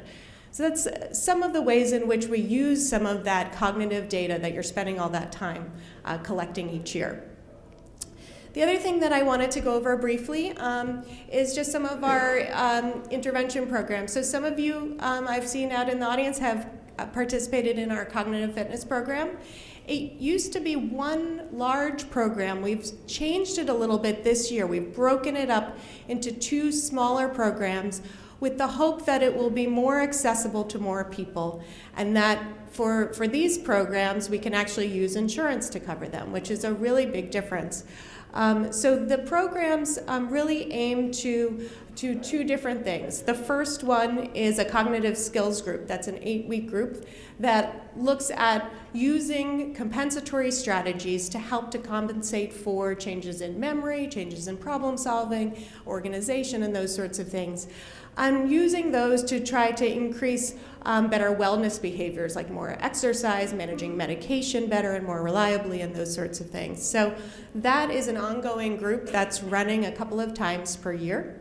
And then the other group that we're running is a psychotherapy group, which is really focusing on the emotional impact of cognitive change and helping to have people come together to share their experiences, and also helping to gain skill and ways to approach anxiety and depression as it relates to changes in cognition. So those are the two ongoing groups that we're running. And then we also have a couple of extension groups for people who have gone through those already. One is run by a multidisciplinary group of facilitators from social work and from neuropsychology who are running the memory loss support group, which meets twice per month and is for people who have gone through that psychotherapy group. And the other one is the Fourth Friday Social Group, which meets once per month and is for people to get together to discuss ways in which they can continue to have those habits that they developed and made changes in through cognitive fitness and continue those over time. So those are the couple of the offerings that we have going on, and if anyone has any questions on those or on the cognitive testing, I'd be happy to take those later. I'll be around. But right now I think we're going to transition to the question and answer period. So I'm going to ask Felicia Greenfield to join me back up here, Drs. Carlowisch, Trojanowski, and Wong. All right, thank you. Marvelous. So we have microphones, and one of the microphones at least will be moving, so if you can't get up, or otherwise just three microphones will be moving. So raise your hand and a microphone will come to you. My colleagues here to join me. We'll start in the middle with a question, please. I have a question and a comment related to my brother-in-law, Bob Way, who was a participant in the center. He died last year of Alzheimer's. The comment is that he was willing to donate his brain, but the collection was totally botched. My wife and I also consent to donate our brain, but now I'd like to see a clear written procedure on how the brain is going to be collected. Otherwise, I don't know I want to go through the trouble and the pain. The question is this. Not only did Bob have Alzheimer's, but one of his brothers and one of his sisters. That's 3 out of 6 siblings. So now his son is, his son is reaching 60. What should I advise, that's Bill. What should I advise Bill as to how he might take advantage of some of the research and some of the studies that's going on in terms of prevention? Mm-hmm. Sure, I'm happy to talk a bit about, in general, what is emerging as the studies that are broadly categorized as Alzheimer's prevention studies. Jason, could I comment on the Sure. autopsy? Oh, go ahead. Yeah, well, let me talk about that and then we can turn to the autopsy issue. And the idea of these prevention studies, again, is to identify individuals who are plausibly cognitively essentially healthy, but based on some measure are thought to be at heightened risk of developing Alzheimer's. One of those measures, by the way, could be simply chronologic age, because the older one is, the more likely one will be to develop cognitive decline from Alzheimer's disease or related disorders. Having said that, we have the studies we're currently doing focus on individuals based on either a genetic or other biomarker test, as I explained and Dr. Wolk did. So one thing that if individuals are interested in being in a prevention study is to enroll in our research registry. So they don't have to be in the Knack Study, for example, but they can simply sign up for our research registry. And Tigus Tylo can tell you more about that as she runs that registry. And we, simple name, contact information, then you're able to be contacted about studies. The other opportunity is a project called Gene Match. Gene Match is enrolling individuals who are, I believe, 55 and older, and they, all across the United States, my collaborators at the Banner Alzheimer's Institute have organized Gene Match. You submit your name, your contact information, email, and your age, and you submit a cheek swab, and the cheek swab is genotyped for the Apoe gene. That's kept in a secure database, and then the Gene Match people can query in that database to identify people who, because of their genetic results, may be eligible for a study. We're using Gene Match, for example, for the Generations clinical trial that was just started, and we'll use that as well for the Generation 2 clinical trial that we think will start up later this year. So I would have a look at the Gene Match registry that's available. Long answer, but a very important question given the fact that our National Alzheimer's Plan has as one of its goals, in fact, the first goal of our National Alzheimer's Plan is to develop effective treatments to prevent the disease by 2025. So that is coming from our federal Alzheimer's plan.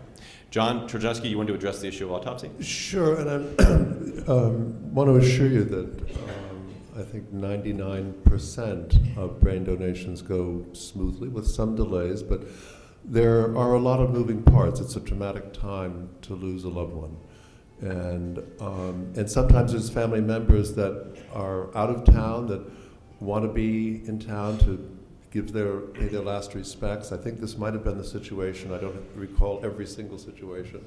And so there were delays, I think, on the family side in coming to agreement when it was ready to release the body to come to the funeral home and then to Penn. And at the time, we had a 24-hour time limit. That seemed to be the best judgment about the interval between death and brain removal that would enable the most widest possible research studies. And everything is about, using our resources in the most effective way possible to learn as much as possible. We don't have unlimited resources. And so we prioritize to try to learn the most from the brains that are donated from all of you. So I want to tell you now that we've liberalized to 30 hours, so there's more time. So I think the problem last time would not occur now. And as to information, we do send out packets of information to every family member that describe the procedures to take at the time of death. So if anyone does not have that, that certainly can be sent to you. It's part of our standard procedure to send it to everyone. Excellent. And so that is how we try to address these issues. Splendid. Another question, please. Whoever has a microphone. Right there. You mentioned the age, 81 plus. I'm 85. Am I out of it? I've been in the study for about 7 or 8 years since my brother died from Alzheimer's. And I'm 85 now. You still want me? Yeah, I think you might have been referring to a different thing. Yes, we still want you, is the short answer. Yes. And in fact, I think we're incredibly interested in following individuals as they go into their 80s and 90s, not only to learn about disease that occurs in those people, but why some of those people do so well. And so that's an important data point for us to have to link to some of the other kinds of information that we get from you all. So happy birthday, and we'll see you next year. That was in November. The second question was, can you actually see a beta amyloid plaque in PET scans?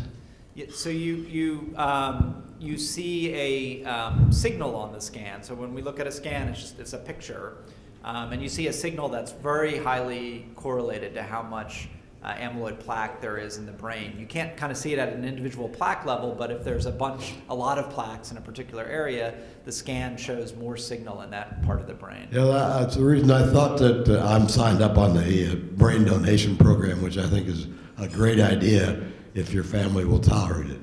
But the question is, if you don't get it done quickly, your brain deteriorates, you have to arrange with the funeral parlor, and they will come notify you, you will come get it. I don't live in Philadelphia, I live in Delaware. That's we have a network of specialists, autopsy assistants who travel. We also have relationships with other hospitals around the country that if someone died in San Francisco, we could work out a brain donation, so we can accommodate you. Okay, on the other side, we'll just kind of around the horn here, as they say in baseball. I want to thank you for this. This is my first breakfast, and I really appreciate the level of information and the way it's been delivered. Well, thank you so much. That means a lot to and us. the eggs were nice, too. I'm interested in money and politics, egos, and cooperation. I'm very concerned about, given our current climate, how that may affect you, and if it will, and whether you're looking at that, and what you want us as solid citizens to do to support the monies that you get, and if there's anything that you're comfortable sharing, that would be nice. Also, I want to know your wish list. If money was not the issue, if there wasn't politics in the department or egos, do any of you have an area you'd love to jump into that might be a bit outside the box? And that's addressed to all of you. So I think we'll do the round the horn on the wish list, but I'll take on the national issues that we're facing right now. The White House issued a draft budget which proposed an 18% cut in the NIH budget. Past NIH budgets had been getting a slight increase. This is an enormous cut. It's one problem. Alzheimer's disease has a bypass budget. Only AIDS and cancer also have a bypass budget, which has allowed NIH to work with the White House to write a budget for Alzheimer's disease that won't get caught up in the congressional earmarking and whatnot. We've gotten no sense from the White House about their commitment to continuing to support Alzheimer's at its higher funding rate, taking advantage of the bypass budget mechanism. The 18% cut could very well apply to Alzheimer's as much as it applies to the whole NIH.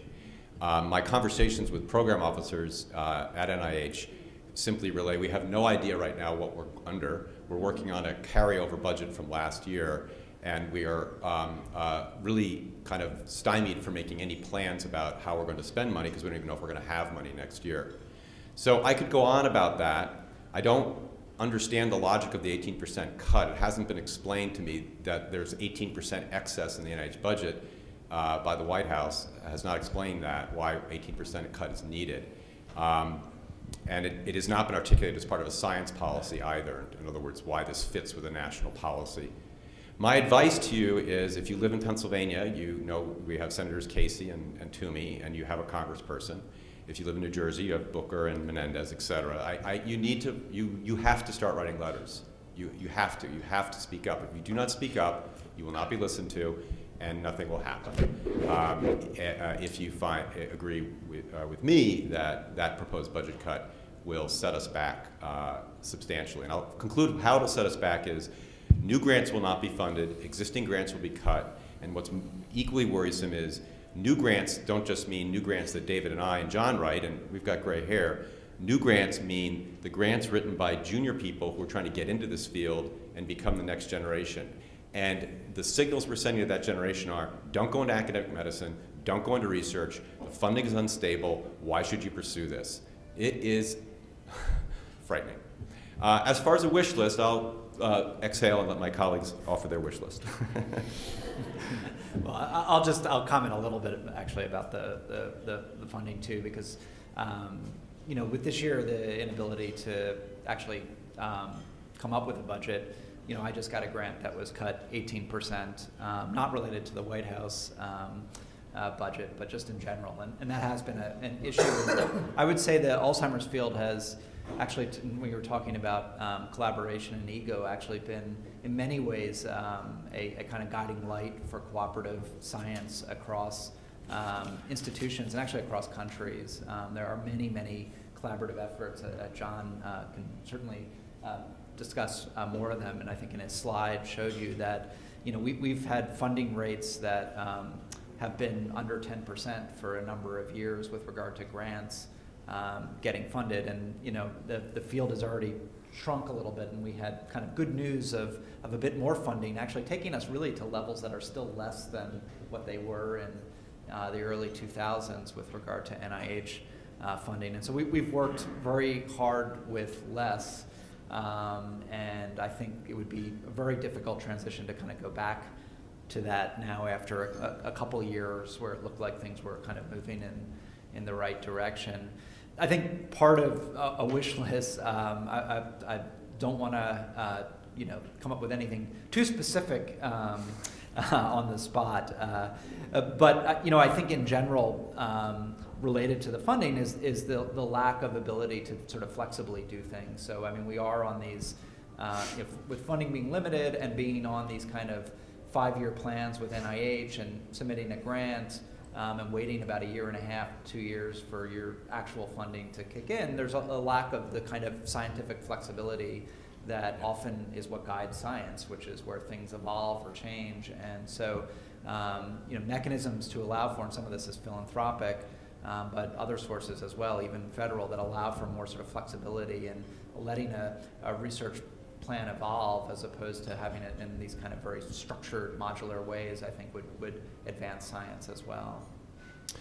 Anything else on wish list, John? So I think a wonderful example of collaboration among Alzheimer's scientists across the country is the Alzheimer's Disease Center Network, and I showed you an example of data indicating that makes for a more powerful scientific engine, having as an outcome papers that have a bigger impact because they are able to marshal more data, more samples to make more definitive statements about the various scientific issues.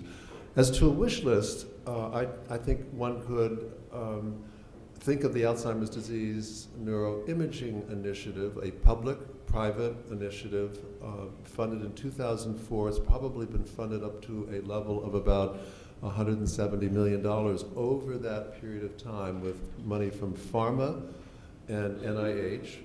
And the wish list I would propose is to do something ADNI-like, public, private, with pharmaceutical companies and academia, trying to implement the combination therapy, that last slide that I put up and the example that I gave, creating a cocktail of antibodies that could be delivered. And the idea would be we would ask our pharma partners, what are the best models you have to test different antibodies? What are the best antibodies that you have to tau, synuclein, TDP43, the other pathologies that occur? We'd ask the same question of our academic colleagues. And the deal that would have to be struck, of course, is what would be the return to the individual entities that participate if there is a success. I'm not a lawyer, but I don't think it would be difficult to write a legal document to describe the rewards that would come to individuals that participate through licensing agreements or what have you. I have made that proposal to the NIH and to foundations. I ballparked the cost of doing that at $100 million over 10 years. That is ambitious, but I think we are converging on the notion that combination therapy, maybe it's not that, but some other combination therapy is going to take us a lot further, I believe, in eliminating the multiple pathologies that are, as we know, Alzheimer's disease. Felicia, anything to add about a wish list or don't? I do have a wish list, and it's a lot different than what you've just heard, and it's very specific. I'm always looking for space to hold events, like our memory cafes or cognitive comedy performances. And I'm also planning on hosting a retreat, a day of self-care for caregivers in November. And so I'm interested in gifts in kind from people who can do things like teach a yoga class or give chair massages or donate food, anything like that. If you know anyone, please give me a call. That would be my wish list. Thank you for asking. The ask, by the way, to your senators and congresspeople is not how much we're going to cut the NIH budget, but how much will it be increased. That's the ask. That's what you need to tell them. No, and I'm not joking. The notion that this 18% cut is a negotiation point of how much the cut should be, that's off the table. It's how much to increase the budget. Question. Whoever has it. Arun? Yep. I don't have a question, but speaking for my sister and I, my mother was a normal control in the Alzheimer's Project for many, many years, and she died on February 17th at age 97 and a half with aggressive pancreatic cancer. And I want to say something about the autopsy thing. My mother died at 6, and the undertakers came and took her body to Penn within 2 hours. So we had these little cards, little business cards, with the exact instructions of what to do. And this card by this time was like pretty, crumpled up. But I didn't have the heart to throw it away, so I wrote on it that, Dear Mom, when you get to heaven, you will be smarter than all the men up there who still have their brain. And that's all. But I don't know why people don't have. Thank you so much. This was like a business card that we got 15 years ago with everything on it. Let me also thank you very much, too. And I would just say our average interval between death and obtaining the brain is 13 hours. So we do allow for a longer period of time, as I mentioned, the scientific reasons to justify that, but our average time is about 13 hours. I'm so pleased that you, got up and commented on this. Thank you very much. Other, there's microphones are going around. Mine is a very fast question. I hear Prevagen advertised. Please comment yes or no. I'll comment no. Well, there you have it. Thank you. Yes. I donated my brain to science because I wanted to, do what I had to find out if this is any cure for the Alzheimer's. But I want to know how long from the time that I die until you guys get the body, or do the mortician get it first, and then they bring it to you or whatever. Who gets the body first? You guys and do. So it happens in a couple different ways. It's typically the funeral home that goes to the home of the family and takes the body to the University of Pennsylvania, and it's treated by my friends and colleagues. So we're a team. It's a brain donation team, and we have very wonderful people who, some of them have had Alzheimer's in their families, so they understand the problem. They've certainly been working for years on Alzheimer's. And with great respect and care, they remove the brain in ways that you would never be able to appreciate that at a funeral. So it doesn't impair an open viewing. It takes about an hour to remove the brain, so the body can return to the funeral home and things can proceed with the funeral with just a minimal interruption of about an hour in general.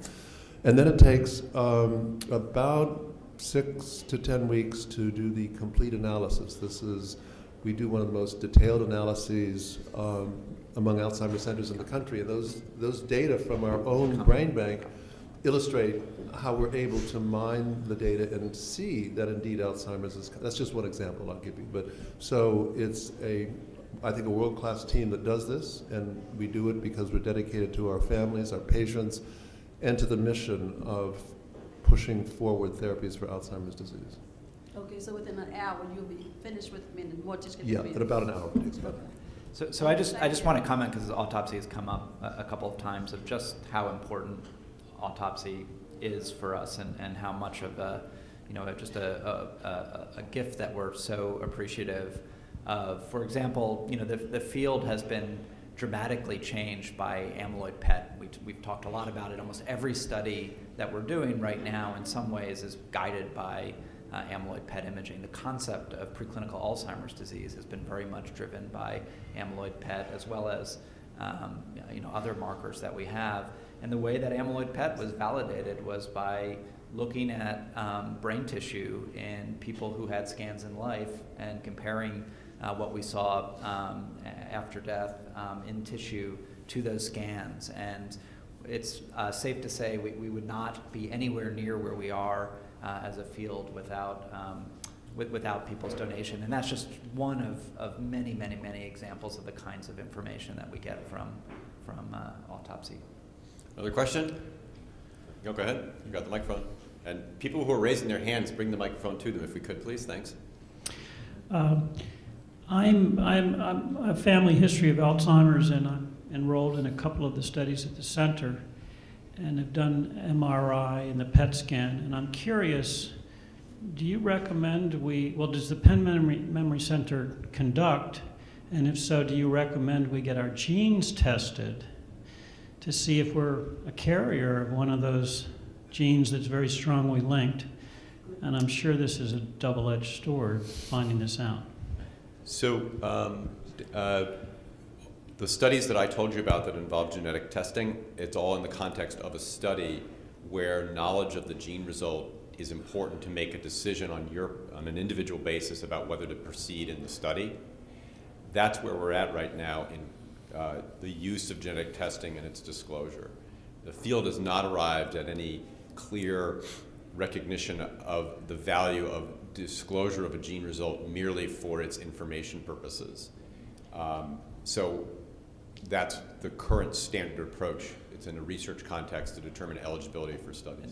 And just, I think actually one of the things that's important to keep in mind, because I think there's always this sense of whether information's being withheld or whether there's something that we could tell you that would say, you're going to have Alzheimer's disease at some point in time. The reality is part of why we're doing research on these things is they're very, very probabilistic still. And so part of what we're trying to learn, even with just amyloid imaging, is if you have a positive amyloid scan in you, are you going to develop symptoms 5 years from now, 10 years from now, 15 years? Will you ever develop symptoms? And I think with genetic testing and with imaging, we're not there yet where we can sort of precisely say that. And so I think part of the hesitation in using these tools more clinically is that there's still a lot of unknowns, and that's really part of what we're trying to do. And actually, those require big data, as John mentioned earlier. And so back to the wish list, I think the more money we have to support larger populations of people in which we have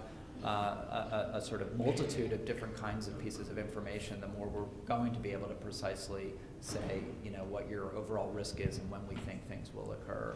That'll obviously influence whether you want to take a treatment or not as well. And just to develop David's point more, because I think it's the question is one that I suspect many have here. So that's why I would like to develop more.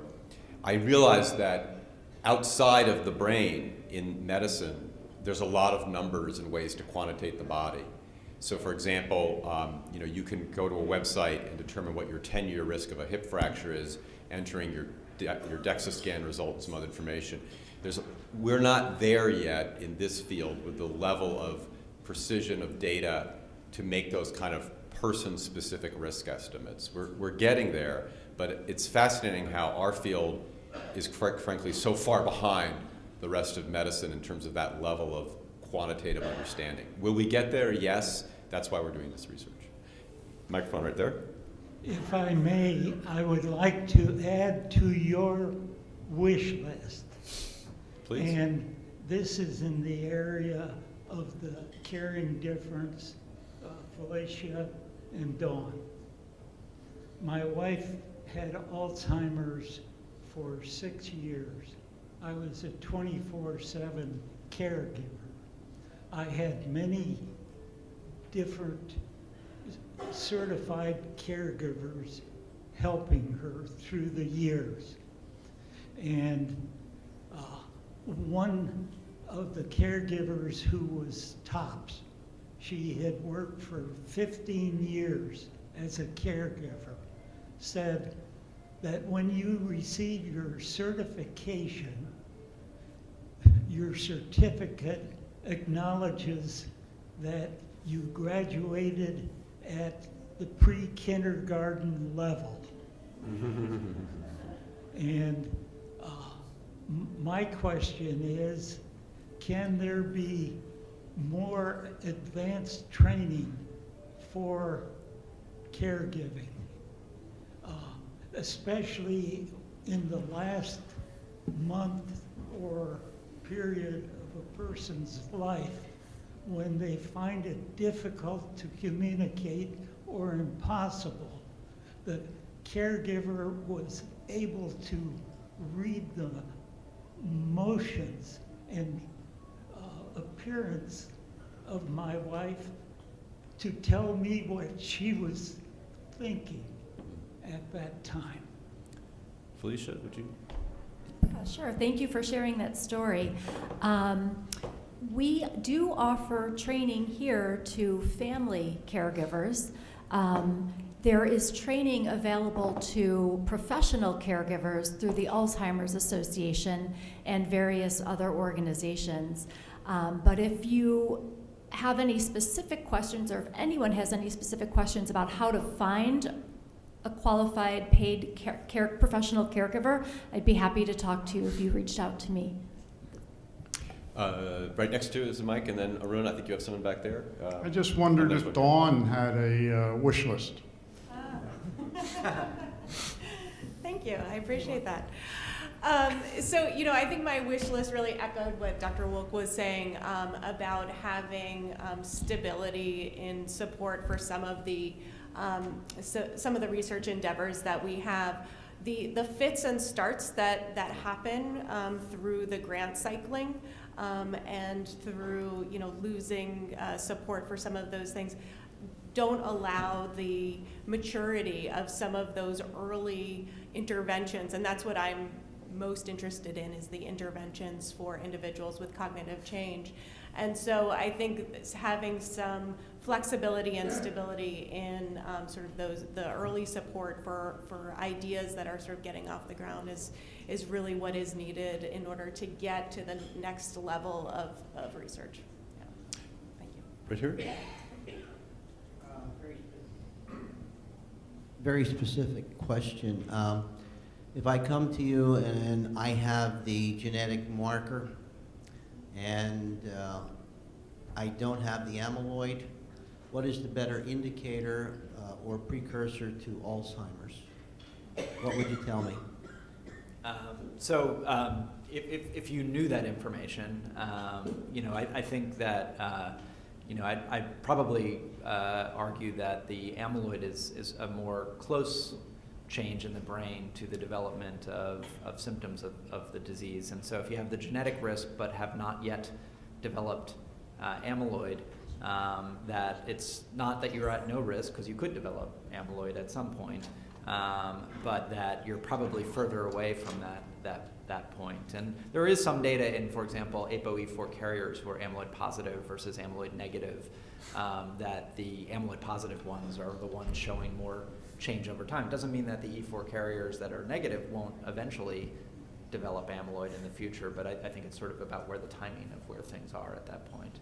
Because, for example, if you scan someone with a genetic risk of Alzheimer's disease at the age of 20, almost none of them would have a positive amyloid scan, because you don't tend to develop, even when you're going to get the disease, amyloid at that point. So it probably would give some indication of, yes, you're at risk, but that right now it's further away in you than someone who has actually a positive scan. In the back. Yeah. Do you have someone, Arun? No? Okay. Any questions? The mic people, look for people raising your hands and bring the microphone to them. Thank you. Go ahead. Yeah. Is white matter disease of any relevance at all when it comes to dementia and memory problems? I'm sorry, say that again? White matter disease in the brain. Is that of any relevance at all when it comes to memory problems and dementia? I think it's a potential great relevance. I mean, there's a fair bit of, it's a complicated question, or at least I would have to give a complicated answer, but I'll, to be a bit more straightforward about it, there's a fair bit of data that vascular disease, which white matter changes are a marker of, actually accelerate progression in people with Alzheimer's disease or reduce your risk of having Alzheimer's disease. And there are probably, there's one clear reason why that occurs, and that is it probably reduces your cognitive reserve in the context of Alzheimer's pathology, so you need less Alzheimer's pathology to have symptoms if you also have vascular disease. But there actually may also be some more intimate interactions between vascular disease and Alzheimer's pathology in terms of anything from clearance of amyloid plaques or relationship to inflammation. And then there's even data that some of these white matter changes occur because of the Alzheimer's disease itself, either through involvement of blood vessels with amyloid. And so it's a very complicated interaction. It's probably more intimate than we used to think of these different things, but I think it gets back to what John was talking about earlier. It's yet another one of the sort of different kinds of pathologies that people experience with aging, and that your cognitive symptoms are sort of the sum total of those different pathologies. Yeah, where Alzheimer's ends and vascular disease begins is a very porous, fungible border, which has haunted the field, as opposed to a bright, distinct line. Over here? My question was about stem cell therapy and whether that's being investigated at Penn or at the other Alzheimer's centers. David or John? Well, John. We did. The question was about whether stem cell therapy is being We investigated. actually did have a company in the early 90s, Virginia Lee and I, that was using stem cells to put into the brain to deliver drugs that wouldn't cross the blood-brain barrier, not to repopulate the brain. I think the idea that we can repopulate the brain with nerve cells to replace those that have died is, I don't want to say totally unfeasible, but a stretch in my imagination. I mean, we do have in our brains stem cells that generate new neurons all the time in restricted locations. So if that was a good strategy, nature would implement it, I would imagine.